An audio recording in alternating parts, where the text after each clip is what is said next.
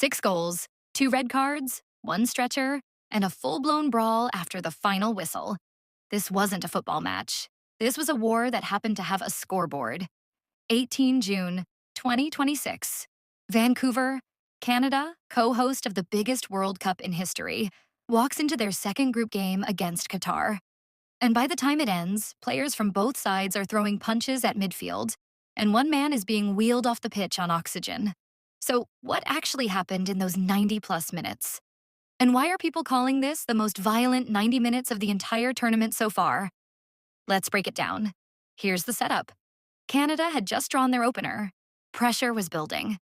As co-hosts, losing at home isn't really an option. Not emotionally, not for a country trying to fall in love with football.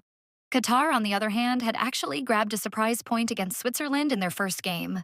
So, on paper, this looked competitive. In practice, it became a massacre. 16th minute. Sile Lareen opens the scoring for Canada. Crowds buzzing. Nothing unusual yet, just a team finding their rhythm at home. Then it's Jonathan David's turn. 29th minute, he scores. 45 plus 3. Right before halftime, he scores again. 2 goals inside one half. You know the type. The striker who smells blood and just won't stop swimming toward it.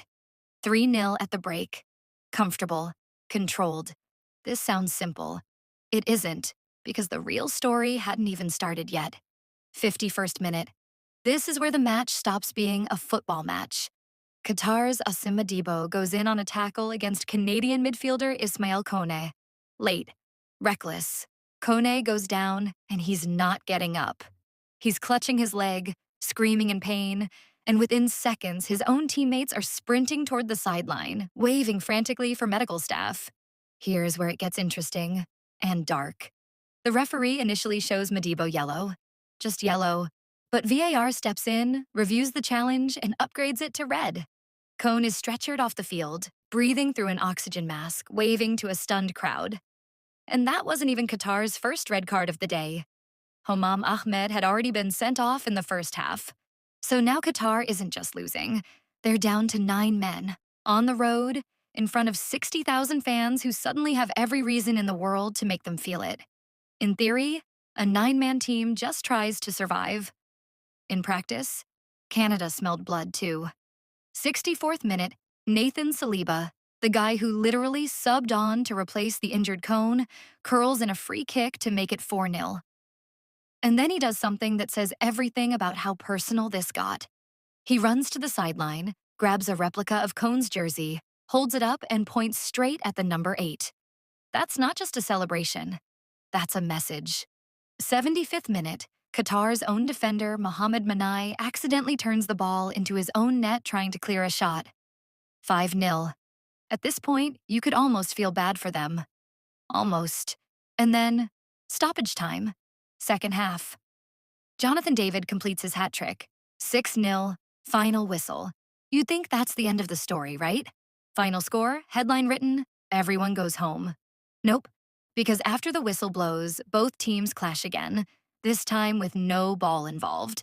Players from Canada and Qatar square up at the halfway line, shoving, shouting, and it takes FIFA staff and coaching personnel physically stepping in to pull them apart. 6 goals on the scoreboard, a man on a stretcher, 2 red cards, a post-match brawl. That's not a stat line. That's a battlefield report. So here's the question this game actually leaves you with. Was this Canada simply being clinical and ruthless against a weaker opponent? Or did the injury to Cone turn a routine group match into something far more emotional, where every goal afterward felt like retaliation? Because Jonathan David himself basically admitted it after the game. He said it became hard to even focus on football once Cone went down. The win mattered. But for 90 minutes, this stopped being about 3 points. Canada got their first ever World Cup victory. But they got it on a night nobody in that stadium will remember as just a football match.